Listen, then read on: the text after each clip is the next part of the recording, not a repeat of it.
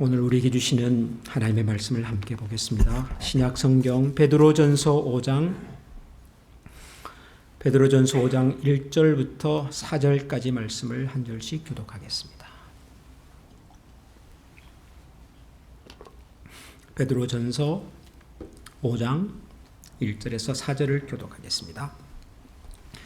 너희 중 장로들에게 권하노니 나는 함께 장로된 자요 그리스도의 고난의 증인이요 나타날 영광에 참여할 자니라.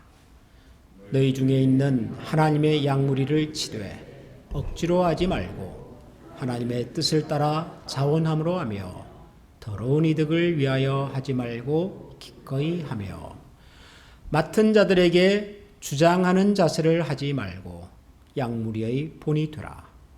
그리하면 목자장이 나타나실 때에 시들지 아니하는 영광의 관을 얻으리라. 아멘. 기독교 역사상 가장 위대한 인물 중에 한 분이신 이 베드로 사도에게도 참 기억하기 아픈 힘든 부끄러운 기억이 있지요. 예수님께서 잡히시던 날 밤 예수님을 모른다고 3번이나 부인했던 바로 그날의 추억입니다. 아마 베드로의 인생에 있어서 기억하기도 힘들고 두고두고 그를 아프게 만들었던 사건이 아니었을까 그런 생각이 듭니다. 베드로는 역사가들의 증언에 의하면 순교를 했다고 합니다. 그것도 십자가에 달려서 순교했다고 하는데 베드로는 십자가에 달렸을 때 거꾸로 달려서 순교를 했다라고 증언하고 있습니다. 자신은 차마 자신이 부인했던 예수님처럼 십자가에 달릴 수가 없어서 십자가에 거꾸로 달려서 순교를 했었다고 역사가들은 증언을 하고 있습니다. 어쩌면 예수님의 제자였으면서도 예수님을 모른다고 부인할 수밖에 없었던 자신의 지난날의 과오를 아마 그런 모습으로라도 참회하고 싶었지 않았을까 그런 생각이 듭니다. 그런데 베드로에게는 예수님을 모른다고 부인했던 것보다 더 아프고 더 부끄러웠던 기억이 있습니다. 그것은 뭐냐면 예수님께서 돌아가시고 난 다음에 다시 갈릴리로 돌아갔던 것입니다. 예수님이 살아계실 때는 예수님과 함께 뭔가 대단한 일을 할 수 있을 것처럼 생각을 하고 심지어는 칼을 들고 목숨을 걸고라도 내가 예수님과 끝까지 함께 가겠다고 했던 그 베드로가 예수님이 세상을 떠나시고 나니까 좌절과 낙심에 사로잡혀서 고향 갈릴리 호수로 돌아갔습니다. 그리고 예전처럼 고기잡이하는 사람으로 돌아가 있을 때 그때 부활하신 예수님이 베드로를 찾아오시죠. 그리고 베드로에게 3번 질문하십니다. 너는 나를 사랑하느냐? 사랑합니다라고 하는 대답을 거듭거듭 해도 예수님은 베드로야 너는 나를 사랑하느냐? 그렇게 물었습니다. 그리고 사랑한다는 대답을 들으신 예수님께서는 베드로에게 내 양을 먹여라. 그런 새로운 사명을 주셨습니다. 그것도 3번에 걸쳐서 거듭거듭 내 양을 먹여라. 염치 없었던 자신을 자격 없는 자기 자신을 다시 찾아오셔서 잃어버렸던 사랑의 고백을 회복시켜 주시고 그리고 능력 없고 자격 없는 자신에게 다시 사도로 살아갈 수 있는 기회를 주셨던 그 예수 그리스도와의 만남, 그 갈릴리 호수에서의 그 만남 아마 베드로는 평생 잊지를 못했던 것 같습니다. 그로부터 약 30년쯤 지난 어느 날 베드로는 초대교회 지도자들에게 보내던 편지 속에서 30년 전 갈릴리 호숫가에서 들었던 예수님의 말씀을 다시 기억하고 있습니다. 오늘 우리가 읽은 이 베드로전서 5장에 나오는 바로 이 말씀입니다. 너희 중에 있는 하나님의 양무리를 치되 억지로 하지 말고 하나님의 뜻을 따라 자원함으로 하라. 너희 중에 있는 하나님의 양무리를 치라. Be shepherd of God's flock. 하나님의 양떼를 쳐라. 이 말은 30년 전 그가 갈릴리 호수에서 들었던 바로 그 말씀이었습니다. 베드로야, 너는 나를 사랑하느냐? 그렇다면 내 양을 먹여라. Feed my sheep.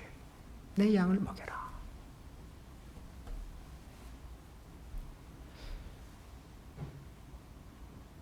하나님의 양무리를 잘 먹여다오라고 하는 이 베드로의 이야기는 그 당시 교회의 지도자들에게 보내는 베드로의 당부지만 어떻게 보면 이 말은 베드로 자기 자신에게 하는 말일지도 모르겠다.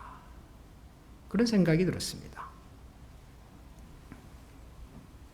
한때 예수님을 열심히 따른다고는 따랐으나 예수님이 십자가에 달려 돌아가시고 난 다음에 뿔뿔이 흩어져 버렸던, 그리고 그 흩어진 제자 중에 하나로 살았던 나를 다시 찾아오셔서 사도로서의 삶을 살아갈 수 있도록 도전해 주시고 격려해 주시고 기회를 열어주셨던 그 예수님의 말씀을 다시 기억하면서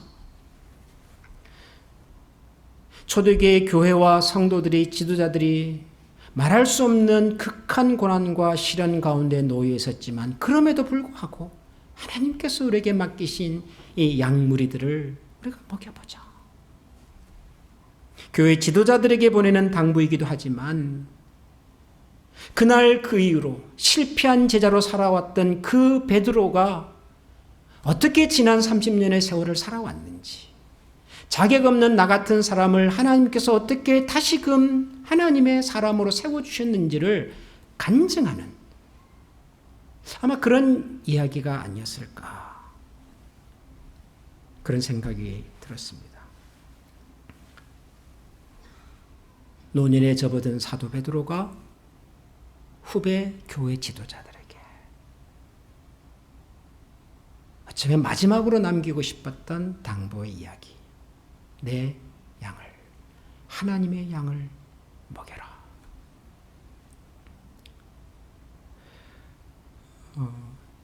그래서 저는 이 베드로전서 5장에 나오는 이 구절이 특별히 목회자인 저 같은 사람에게는 예사롭게 들리지가 않습니다. 지금부터 한 30년쯤 전인 것 같은데요. 제가 이제 신학교를 졸업하고 이제 목사 안수를 받고 갓 이제 목회자로서의 이제 첫 걸음을 내디딜 무렵, 그 서울 지역에서 교회를 섬기고 있었는데 그 지역에서 이제 함께 사역하시는 목사님들이 한 달에 한 번씩 모이는 모임이 있었습니다. 그 모임에 가면 저희 동기 젊은 목사들도 있지만 이제 연배가 많으신 어른 목사님들도 계시고요. 특별히 그 중에 우리 교단의 어른 목사님이 한 분 계셨습니다. 모여서 같이 이제 예배를 드리고 교제하는 시간을 갖는데 그날 예배 시간에 그 어른 목사님께서 베드로전서 5장 바로 이 말씀을 읽으셨어요. 나이가 지긋하신 백발이 성성하신 어른 목사님께서 새파란 저 같은 젊은 목사들이 다 있는 그 자리에서 이 말씀을 읽어주시더라고요. 너희 중 장로들에게 고난오니 나는 함께 장로된 자요 그리스도의 고난의 증인이여 나타날 영광에 참여할 자니라. 너희 중에 있는 하나님의 양무리를 치되 억지로 하지 말고 하나님의 뜻을 따라 자원함으로 하며 더러운 이득을 위하여 하지 말고 기꺼이 하며 맡은 자들에게 주장하는 자세로 하지 말고 양무리의 본이 되라.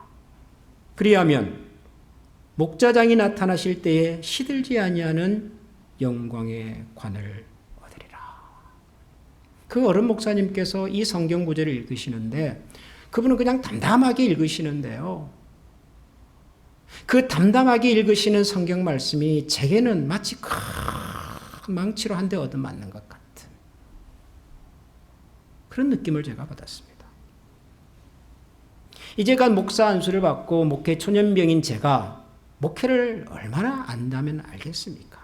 그저 저는 교회에서 신앙생활하는 것이 좋았거든요. 사람 만나는 것이, 친구 만나는 것이, 어른들을 이렇게 만나고 대화하고 이것이 참 좋았고, 또 하나님의 말씀이 좋아서, 말씀을 공부하는 것이 좋아서, 하나님 말씀 전하는 것이 좋아서 그렇게 시작한 목회의 길인데, 그렇게 시작한 목회의 첫 관문에서 제게 무슨 큰 충격처럼 들렸던 말씀이었습니다. 하나님의 양무리를 치되 억지로 하지 말고. 아니, 제가 좋아서 시작한 목회인데 뭘 억지로 하겠습니까? 좋아서 하겠죠, 맨날. 하는 생각이 들었지만, 아마 그 어른 목사님은 그런 생각을 하는 이 목회 초년병 목사의 마음도 꿰뚫어 보셨던 것 같아요. 그 목사님이라고 해서 처음 목회자의 길을 시작할 때 이런 마음이 없었겠습니까? 사명감을 가지고 기쁜 마음을 가지고 충성하겠다는 생각을 가지고 시작하셨겠지요? 그렇게 시작한 그 어른 목사님께서 목회의 지난 날을 잘 돌아보면서 젊은 목사들이 모인 모임에서 이 말씀을 읽어주시더라고요. 하나님의 양무리를 치되 억지로 하지 말아라. 목회가 사명이고 자기가 좋아서 선택한 길이지만 그럼에도 불구하고 가끔은 억지로 마지못해서 겨우겨우 걸어가는 자신을 볼 때가 있더라는 거죠. 참 정직한 말씀이라는 생각이 들었습니다.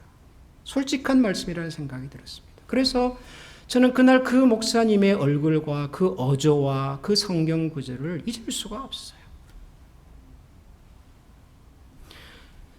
그때로부터 30년 세월이 지나서 저도 이제는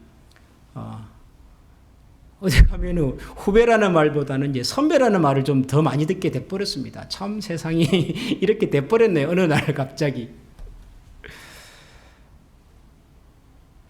저 역시도 목회가 좋고 또 목회자로 사는 것이 보람이 있어서 시작한 길이지만, 정직하게 제 자신을 돌아보면 저도 가끔은 자원하는 마음이 아니라 책임감, 부담감 혹은 관성으로 늘 해왔던 거니까 그렇게 하는 것은 아닐까 하는 생각을 해볼 때가 종종 있습니다. 세상의 모든 목사님들이 늘 기쁘고 감사하게 열심히 사명감을 가지고 섬김의 길을 걸어가면 좋겠으나, 가끔은 내가 목회자가 아니었어도 이 일을 하고 있을까? 내가 목회자가 아니었어도 이 자리에 있을까? 내가 목회자가 아니었어도 이렇게 성경을 읽고 기도하고 성도님들 앞에서 이렇게 막 열심히 하는 것처럼 했을까? 하는 생각을 저도 가끔은 해보게 되더라고요. 참 어려운 이야기죠. 여러분은 어떻습니까? 여러분들은 신앙생활이 늘 기쁘고 늘 즐겁고 주일 아침에 일어나면은 성도들을 만날 거가 막 기대가 되고, 여러분 늘 그러십니까?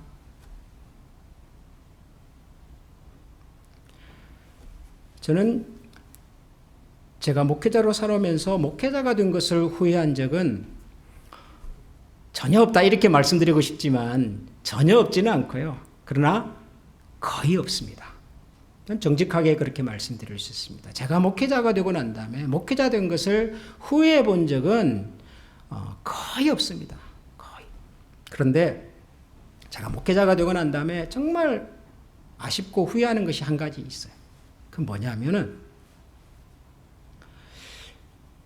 제가 목회자가 되고 난 다음에서 저희 신앙생활을 이렇게 들여다보면 가끔 이런 생각이 들어요.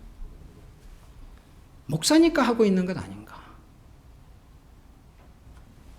다시 말하면은 제가 목회자가 되기 전에, 저도 이제 목회자 이전 세월이 있지 않았겠습니까? 그때는 가만 생각을 해보면 그냥 멋모르고 했어요. 그냥 했어요. 좋아서 했어요. 교회 가는 것이 좋았고 예배 드리는 것이 좋았고요. 저는 이제 교복 세대 아닙니까? 토요일 오후가 되면요, 제가 제일 먼저 했던 것이 일단 여름에는 교복을 빨아요. 제가 제 손으로. 운동화를 제가 빨아요. 이유는 주일 아침에 새로운 교복을 입고 새로운 운동화를 신고 교회 가고 싶어서. 아마 우리 어른들이 그런 마음 충분히 공감하시고 나도 그랬지 하는 생각을 하실 거라고요. 토요일이 되면 주일이 기다려지고요. 주일 저녁이 되면 주일이 지나가는 것이 아쉽고. 누가 얘기하지 않았어도 교회 가는 것이 즐겁고 예배 드리는 것이 즐겁고 기도가 하고 싶어서 새벽 기도를 쫓아가고 철야 기도를 가고 그랬던 것 같아요. 그냥 좋아서 했어요. 좋아서. 그런데 제가 목회자가 되고 나니까요, 제가 기도를 해도 마치 내가 목사기 때문에 하는 것 같고, 제가 성경을 읽고 성경을 묵상해도 마치 설교 준비를 위해서 하는 것 같고, 교회를 오는 것도 제가 목사니까. 목회자에게는 목회가 사명이기도 하지만 또 직업이기도 하잖아요. 그러니까 직업이기 때문에 하는 것은 아닌가. 이런 생각이 가끔 들더라고요. 목회자가 아니었을 때는 그냥 좋아서 했는데, 순수한 마음을 했는데, 기뻐서 했는데, 목회자가 되고 난다면 그 순수함과 그냥 좋아서 했던 마음과 그냥 했던 그 열정이 조금씩 사라져가는 것 같아서 저는 그게 너무 아쉬워요. 도쿄올림픽이 끝났죠. 대한민국 선수들이 열심히 참여해서 양궁에서 또 유도에서 여러 종목에서 좋은 성적들을 거두고 끝이 났는데요. 여러분, 이번 도쿄올림픽에 출전한 대한민국 선수들 중에서 가장 성적이 안 좋은 팀 어딘지 아세요? 성적이 제일 안 좋은 팀 혹시 아세요? 남자 럭비 팀입니다. 7인제 남자 럭비 팀.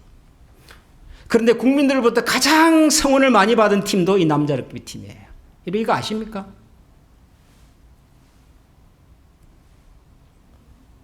12개 나라가 출전했는데요. 몇 등 했을까요? 12등. 예선전 3경기를 했는데 3전 3패. 뉴질랜드하고 했었던 첫째 경기에서는 5대 30으로 졌고요. 5대 50으로 졌고요. 두 번째 경기 오스트레일리아하고는 5대 41로 졌고요. 세 번째 경기 아르헨티나 경기에서 0대 56으로 졌어요. 한 번도 못 이겼어요. 12등 했어요. 그런데도 이 선수들이요, 너무너무 행복해했어요. 이 코로나 바이러스 때문에 무관중으로 이렇게 경기가 열리지 않았습니까? 관중이 없어요. 럭비 선수들이 막 하는데 인터뷰를 하면서 한국 선수가 뭐라고 말한 줄 아세요? 우리는 무관중 경기에 아주 익숙합니다. 한국에서도 우리는 관중 없었어요. 인기가 있어야 관중이 있죠. 그랬던 거예요, 럭비라고 하는 운동이. 그 세계적인 선수들하고 붙으면서도요, 희닥거려요. 왜요? 우리가 럭비 하는 것을 대한민국 국민들에게 보여줄 수 있어서 좋대요. 이분들의 목적은요, 우승이 아니에요, 우승이. 금메달이 아니에요. 그냥 럭비가 좋았고, 자기가 좋아하는 이 럭비라고 하는 운동을 대한민국 국민들에게 보여주는 것이 좋았던 거예요. 0대 50으로도 저도 좋고, 5대 50으로도 좋고, 세계에서 1, 2등 한다는 나라하고 붙어가지고 터치다운 한번 했을 때 그 감격은요, 우승, 금메달 기쁨보다 더 컸다고요. 그러니까 대한민국 국민들이 이 선수들을 보면서 열심히 싸워준 그대들 자랑스럽습니다. 그러더라고요. 이걸 스포츠에서 뭐라고 말하냐 그러면 아마추어십 그럽니다. 아마추어십. 무슨 말이에요? 아마추어 정신. 아마추어 정신이란 좋아서 하는 겁니다. 좋아서 하는 거. 상금 때문에 하는 것이 아니고 금메달의 목적이 아니라 좋아서 하는 거예요. 좋아서. 메달을 못 따도 괜찮고요. 상금이 없어도 괜찮아요. 내가 좋아서 열심히 했는데요. 이게 아마추어십이에요. 저는 이분들 이야기를 읽으면서 내 신앙생활을 반성하게 되더라고요. 여러분, 우리 신앙생활은 아마추어십으로 하는 겁니까? 아니면 프로페셔널십으로 하는 겁니까? 내가 목사니까 이 정도는 해야 되고, 내가 그래도 교회 중직자니까 이 정도는 내가 해야 되고, 내가 그래도 예수 믿는 집안에서 태어나고 살았는데 이 정도는 내가 해줘야 되고, 사람들의 시선과 사람들의 생각을 의식해서 내가 이 자리 정도는 가져야 되고, 이게 뭐지요? 이게 직업의식으로 하는 거죠. 부담감으로 하는 거죠. 우리가 어느 순간 신앙생활을 하면서 아마추어십을 잃어버리더라고요. 좋아서 했던 그 마음이 자꾸 사라져가는 것 같아서. 제가 목회하면서 성도님들에게 가장 많이 들었던 지적 중에 하나는, 목사님 너무 무른 것 같아요. 목사님 세게 하세요, 세게. 그런 말씀을 제가 많이 들었습니다. 여러분도 아시겠죠? 저라는 사람을 아시니까. 제가 이렇게 물러요. 근데 여러분, 저라고 무른 사람이고 싶겠습니까? 저도 가끔은 세고 싶어요. 센 얘기하고 싶고, 세게 이야기하고 싶고, 막 드라이브를 걸어가지고 하고 싶고, 저도 그런 마음이 있지요. 근데 여러분, 신앙생활이라고 하는 것이 세게 이야기한다고 해서 되는 것이겠습니까? 그게 목사님이 앞에서 뭐 잔소리하고 뭐 따지고 그런다고 해서 되는 것이 신앙생활이겠어요? 신앙생활이란 우리가 평생을 하는 것이고, 우리 영혼이 달린 문제고, 하나님 앞에서의 나의 결심이고 나의 약속인데, 여러분, 이걸 누구 얘기 들어서, 잔소리 들어서, 센 얘기 들어서 할 수 있는 거겠냐고요. 한두 번은 하겠죠. 평생 할 수 있습니까? 그 센 얘기가 사라지면 어떻게 하실 건데요? 요즘처럼 뭐 코로나 상황이 돼가지고 교회 안 나와도 괜찮고, 뭐 내가 어디 있는지 별로 사람들도 모르고 편한 세상이죠. 그러면은 차원하는 마음으로 하라. 그래서 이 말씀이 너무 가슴 깊이 맺히고, 때로는 죄송하고 부끄럽고 그런 것 같아요. 사랑하는 우리 한미 가족 여러분, 아마추어십으로 하십시다. 아마추어. 우리 신앙생활을 너무 프로같이 하지 말고요, 아마추어같이 하십시다. 좋아서 하고, 누가 시키지 않아도 하고, 하나님 때문에 하고. 만약 그 마음이 좀 없거나 부담과 책임감만 남아있다고 생각이 들면, 저는 정말 정직하게 여러분들이 그렇게 말씀드리고 싶어요. 쉬십시오. 여러분, 교회가 무슨 일하는 곳이겠습니까? 우리가 교회에서 사역이라는 말을 하잖아요. 사역. 저는 사역은 하는데요, 그렇게 썩 좋아하는 단어는 아니에요. 왜냐하면 사역이라는 말이 일이잖아요. 일. 교회가 무슨 일하는 곳이냐는 말이에요. 이게 일하러 옵니까 우리가? 아니, 집에 들어가면 여러분 가정사역 하세요? 그냥 가족들이 좋아서, 자녀들이 좋아서, 부모님이 좋아서, 감사해서 그냥 사는 거잖아요. 사는 거. 집에 돌아가서 가정사역하는 사람이 어디 있습니까? 교회 와서 너무 사역하려고 하지 마시고, 정책임감과 부담감만 남아있는 것 같으면 좀 내려놓으셔도 괜찮은 것 같아요. 뭐 그런다고 교회가 무너지겠습니까? 망하겠습니까? 하나님께서 뭐 돌아서시겠습니까? 차원하는 마음이 회복될 때까지, 기쁨으로 감사함으로 할 수 있을 때까지. 그리하면 목자장이 나타나실 때에 시들지 아니하는 영광의 관을 얻으리라. 저는 우리 모두가 이런 하나님께서 주시는 시들지 않는 영광의 관을 다 함께 받아 누릴 수 있는 그런 우리 가족들이 될 수 있기를 진심으로 기원하고 또 기도합니다. 우리 시간에 한번 같이 이 말씀을 기억하고 기도하십시다. 무슨 말로 우리가 하나님의 은혜와 사랑을 다 표현할 수가 있겠습니까? 우리가 얼마나 열심히 한다고 그 하나님의 은혜를 갚을 수가 있겠습니까? 만 입이 내게 있어도 그 입 다 가지고 내 구주 주신 은혜를 고백할 수 없다 고백했던 우리 신앙의 선배들의 마음을 기억합니다. 우리 시간에 하나님 다시 우리에게 순수한 마음으로, 뜨거운 마음으로, 자원하는 마음으로 하나님을 사랑하고 이웃을 사랑하고 예배의 기도의 자리에, 섬김의 자리에 감사함으로 나아갈 수 있는 우리가 되게 해주십시오. 우리 이런 마음으로 이 시간에 한번 다 같이 기도하겠습니다. 하나님 고맙습니다. 주님의 마음, 주님의 생각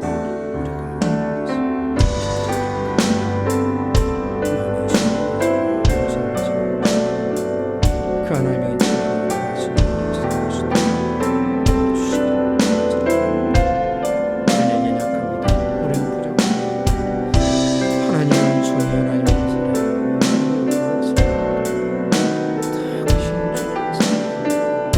하나님의 하나님 우리 가운데 있게 그 주님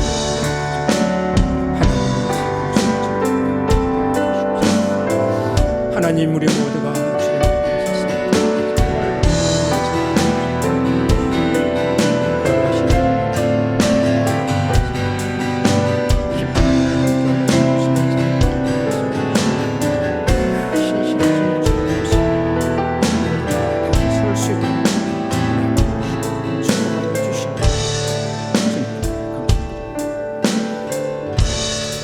우리 이 시간에 다 같이 한번 찬양하시겠습니다.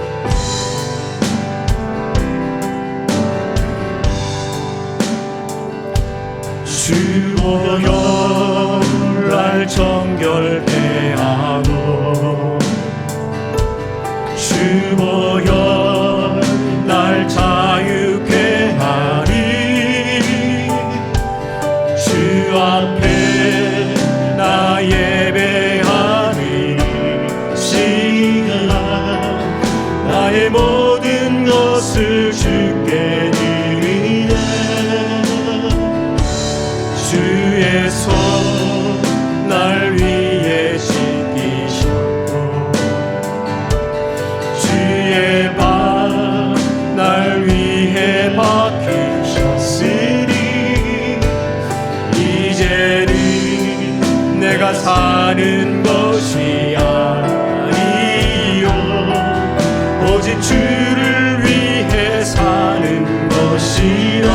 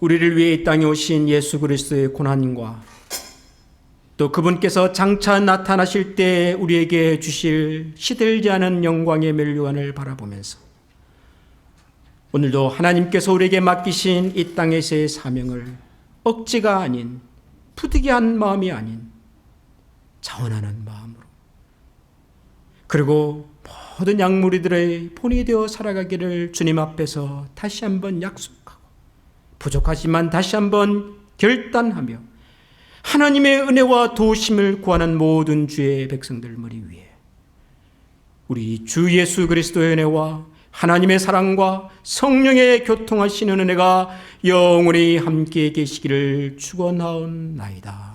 아멘.